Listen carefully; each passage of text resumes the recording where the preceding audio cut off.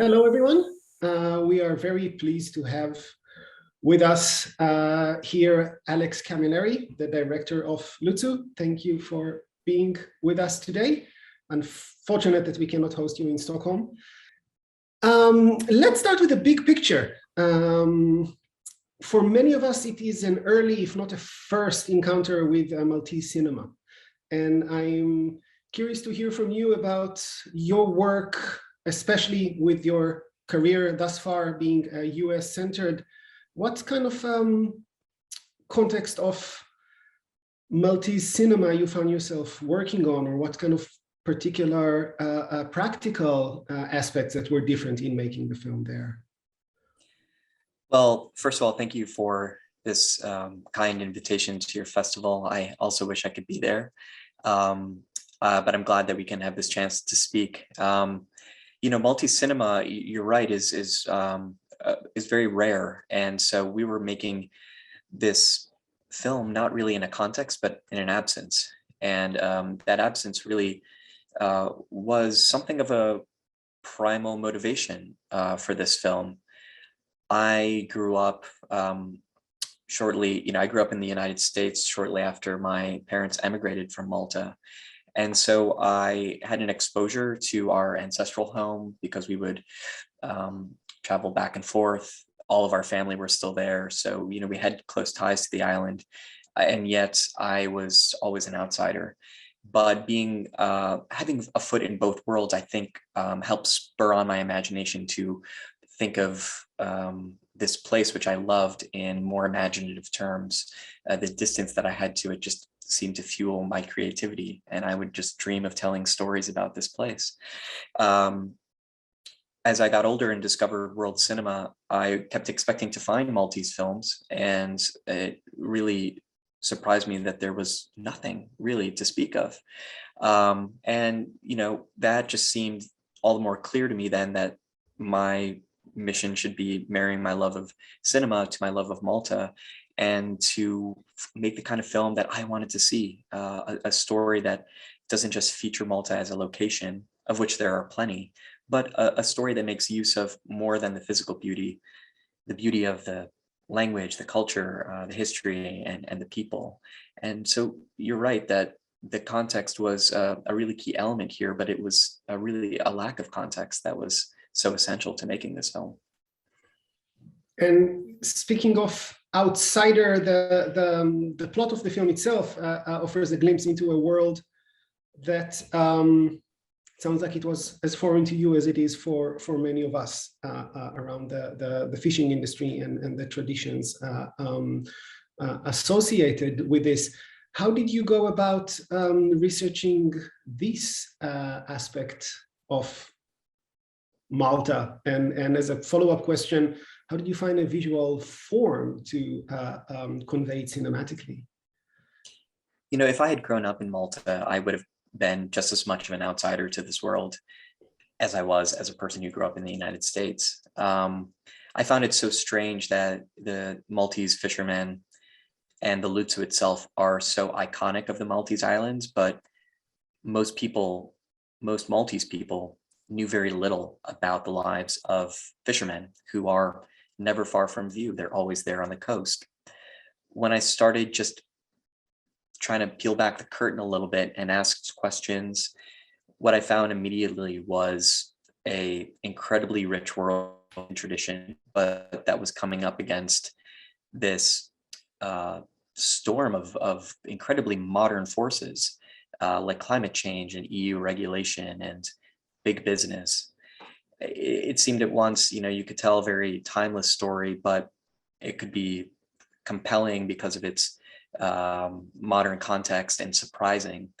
When I would bring my crew, who were all Malta-based, to the locations and introduce them to the people that I had met in my research, it was really exciting for me because the Maltese crew would be just as surprised, and they would, be amazed by what I was showing them. And that gave me all the more kind of encouragement that, we were going to be putting something through the lens that needed to be captured, that was vital and interesting in a new way. The second part of your question about finding a visual language is I think very much rooted in another creative choice, which was the casting of non-actors. It was really essential to me to work with real fishermen. In the film, Jesmark and David, and all the other fishermen, the kind of the smaller characters who appear every now and then, those are all the real people. And so I developed this story very much around Jesmark and David, and we worked over a period of 2 years improvising dialogues that were written into this film and coming up with scenes together. And it was during that period, which was as much about rehearsals as it was research and rewriting. There was a kind of a infinite loop of back and forth between research, writing, rehearsal. They were always feeding each other. That I found the images, just there are things that came out of my research. I always had a camera with me, and sometimes I would just be shooting a little documentary. I would go to sea with Jesmark and David, and I would just observe, how is the work done? How does the fish come out of the water? And what does that piece of equipment do? And it was really just that long process that I think I was able to gather so many of these kind of rich ideas that add up, hopefully, to a rather immersive and authentic look at what this whole life is about. Immersive, absolutely. Authentic, we will take your word on it. And as part of it, I think it's hard not to think about particular challenges in doing what you were doing and seeking the aesthetic you were seeking, which the elemental, I guess, the shooting on the water, and dealing with the infamous burning Mediterranean sun. How you seem to nod in agreement. Two positions that for a cameraman and a director, especially trying to capture a very kind of authentic view, seem to me particularly challenging. Can you tell about this experience? It was, it was a formidable shoot from that standpoint. Certainly, shooting on the water is as hard as everyone says it is. I don't encourage it to anyone, not on their first or even their 100th film. But I was really aided by a tremendous crew. Everyone in Malta has shot on water. Everyone's done it because that's one of the main reasons that foreign productions come to Malta. They make use of often the water tanks that are basically a controlled environment to shoot scenes that take place at sea. Now, we unfortunately could not afford to use those water tanks, so we actually just went out into the real sea, on the real Luzzu, on the boats that we, all the real character boats that appear in the film. And we try to make the best judgment of what the weather was going to do, but we weren't always correct. And the wind turn a little bit and pick up, and we had one day of shooting at sea, for instance, that we just basically had to throw into the trash.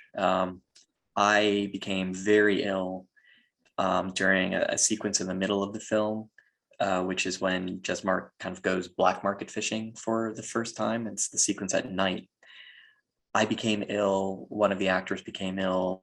One by one, all the crew, which was saying something, because everyone else was basically a more experienced sea person than I was, and we just, the weather just wasn't suitable.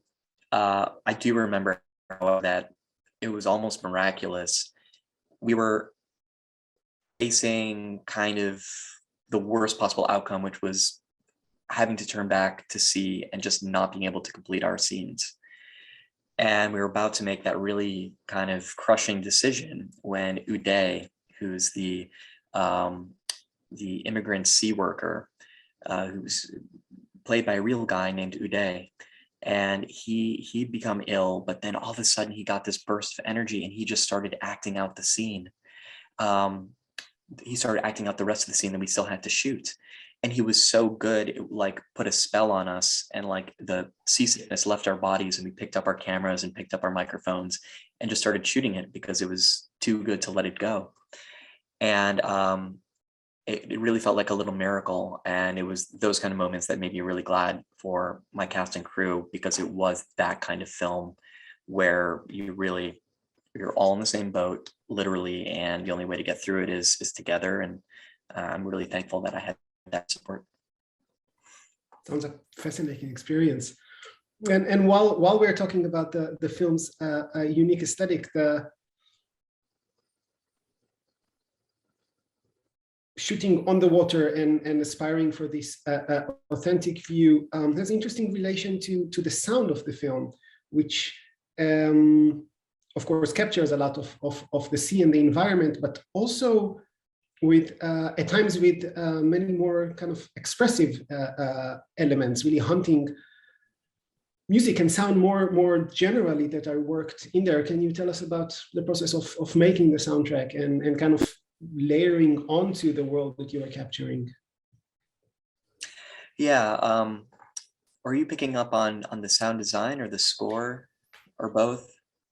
I think I have some of the sound design, so not just the composition, but sound that really kind of comes from outside of the world of the film that has a tremendous emotional impact at times. Well, that's really nice to hear, and I'm very grateful for you to ask about sound, because so few people do, but it's so much of what goes into a film. Okay. You know, I was very, very lucky to have an excellent sound recordist on set, Robert Bonello, who is just a bit of a genius with sound. He recorded everything so well. He put us into a great position doing the post-production sound. I was doing it in New York. We had like perfectly recorded dialogue, and we didn't have to do any ADR for technical reasons. And imagine that we're on these boats with these really loud engines, and all of the dialogue is like perfectly clear. My team in New York could hardly believe it.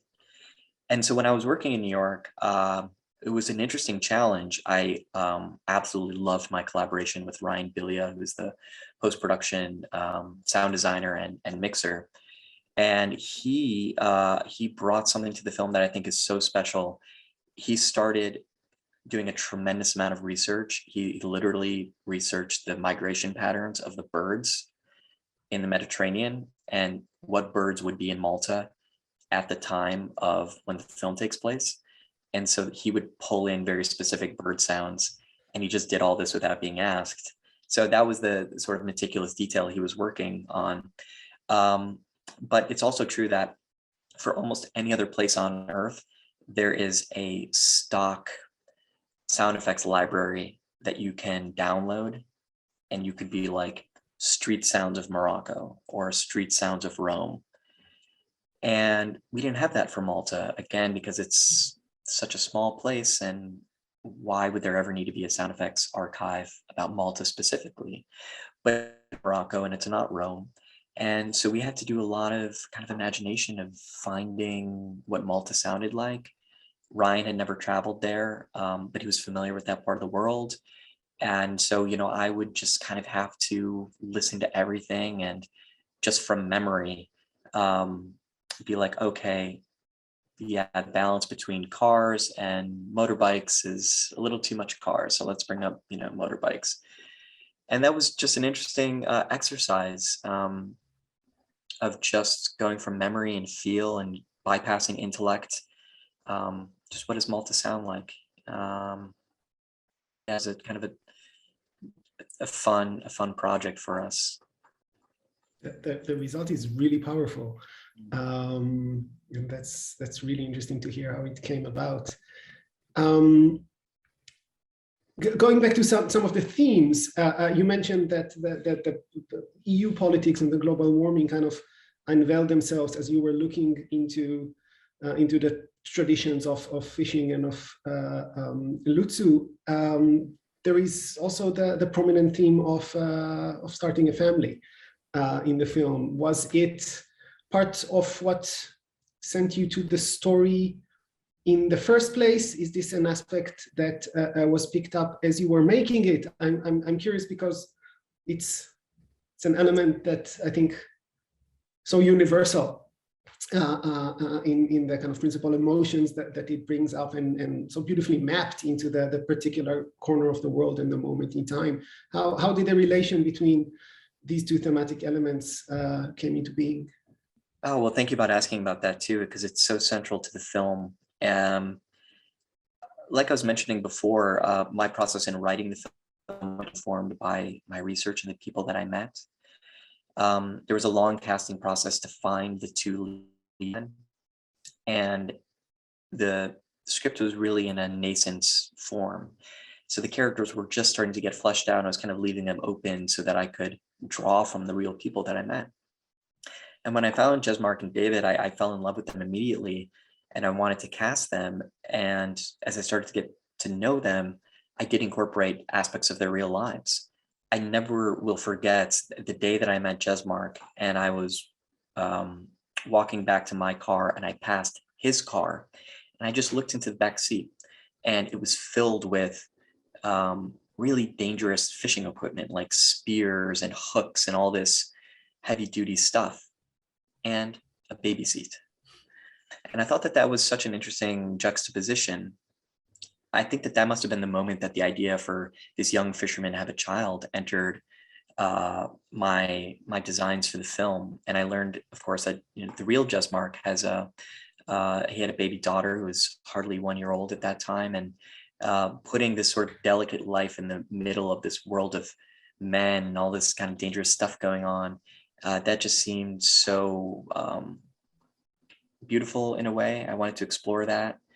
And then I think, to kind of pivot off of something that you were saying about the moment that we're in, I thought that there was something universal, and especially for my generation, the difficulty of starting a family now, the world as it is. What kind of world will children born now, what kind of world will they inherit? That seems to be a big question on the minds of a lot of people in my generation. But rather than saying that in the broadest terms, we were articulating it on the level of an individual. This fisherman is asking himself that question in personal terms: what will my son be like? Because the world that I know is no longer going to exist. And can we redefine this family? Can I remake myself for the benefit of my son? And it just seemed to line up perfectly with what I was hearing from all the other fishermen that I was interviewing during the research. Everything was about their family, and when you just distill what this job is down to its most essential, it's about feeding people. It is about providing. And so making the character a father who's wondering, first in literal terms and then in more philosophical ways, what is he going to feed his son? It just seems so clear that that was the perfect scenario to put this character in. It's again fascinating things to discover about how this film came into being. I read in an interview you gave, one of the many interviews you gave previously, that you started editing or making cuts of scenes while shooting under the not simple conditions that you have already described, assuming that it is not necessarily a common preferred practice. How did these aspects became part of the making of the film and being there on the ground with the crew? Well, I did it early on. I cut one scene. You can imagine on a film like this where there's no time, there's no money. We certainly weren't able to hire another editor or someone to cut dailies or anything like that. Yeah, it should be mentioned that you're the editor of the film. I was also the editor. My background is as an editor, so I was sort of the only candidate for the job because I was the only one who's going to do it without being paid.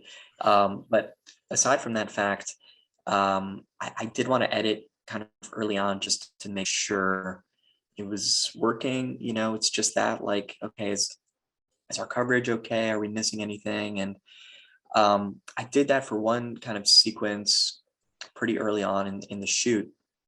And then I just had less and less time to do it. But we had applications to get to the next phase of the film, applications that we needed for post-production financing, of which we didn't have any. Raising the financing for this film was extremely hard, and we were only able to raise the production budget, which everyone advises you against shooting without knowing how you're going to finish the film. But so much of what our challenge on this film was is that no one had seen a film from Malta, and it was hard to explain what it was going to look like, yada, yada, yada. Our theory was like, if we can get it in the can and I can just sit with the footage and show people scenes, they'll get it. So we had various applications lined up that were, due either in the middle of filming or shortly after filming. And so there was no choice but to sit down, literally sometimes in between setups on the day. I would have my laptop on set and I would duck into a quiet room and just try to put in a few minutes of editing, just to get our applications ready. And thankfully it all added up. And shortly after we wrapped, we got into a showcase for post-production, for a works in progress screening that really launched us into the final phase of the film. And yeah, you have to just kind of got to roll up your sleeves when duty calls. And then the film came out into quite a different world from what it was when you shot it, with the post-pandemic reality, when the film started coming up again, and the work on this particular one has ended. And having such an early instance of cinema from Malta, how have your experiences so far been with showing the film and hearing, I believe by now, quite an international scope of responses to of various audiences encountering it? Well, we've been very gratified by the response. You can never really count on such a thing happening. You want to make the best possible film, and we made no excuses about being very ambitious with what we were doing, but we also were not working under any kind of assumption that the film would be seen or embraced as widely as it has been, because we knew that the prospects of this film are really not commercial. I didn't think about those things very much, but I just knew in the back of my head that I was making the film for myself. I knew it was something that I had to do, but it's a film in a language that no one speaks, with non-actors, no movie stars, about a place on earth that a lot of people don't even know about, from a person who's never made a film before. So to premiere at Sundance, to win an award there, and then to be embraced really around the world, we can safely say at this point that the film's been bought for theatrical release in over a dozen territories now, including China, Japan, Brazil. It's quite a reassuring experience, and I say reassuring because it reassures us about kind of what cinema does best, which is it gives us a universal language that shares some commonality of human emotion and experience, that you don't need to speak a language or be familiar even with a culture to be moved by a story that's pitched just in these, basic human terms. I'm glad that we'll also be released in Sweden with Edge Entertainment early next year, I believe. So yeah, we never knew that was in the cards, really. You can't ever really plan on that, but it is, I think, encouraging to any other filmmaker just trying to tell a small story about their corner of the world, that if you do make it small, in some ways that's the only way to make it big. And the personal responses that I've heard from people who are watching this film that I thought was just so personal to me, they'll see it and say, this is my story and this is the story of my family. And I could never have imagined some of these people and what they've gone through before making this film, but now we're kind of connected. That's a great feeling. It's wonderful to hear that the film is doing so well, which leads me in closing maybe to the final question about what what are you up to nowadays, and what shapes out to be your next project? Well, we're speaking today, and I'm in Malta. I'm here to do a bit of the release and promotion for Luzzu, but I'm also starting on a new project, which is also based in Malta. And it has a similar philosophy to Luzzu. I'm exploring a side of Malta that a lot of people are not familiar with, and I'll be blending actors with non-actors. So those are the aspects that are similar to Luzzu, but almost everything else is different. I do really want to challenge myself with a different genre, a different tone, and get to write different kinds of characters. And so I'm really excited about the challenge that it proposes, but then also that I can articulate different sides of myself. It's hopefully going to be a little funnier than the last one. That sounds really promising. I cannot wait to see more from you. And thank you again for being with us and talking about the film. And best of luck with the next. Well, thank you so much. And I hope at the next film I could be in Stockholm with you in person and get to enjoy some cinema with the audience there. That would be wonderful. Having the films is fantastic, but being able to have the filmmakers with us is really what the festival is about. So let's hope for that. Thank you. Bye-bye.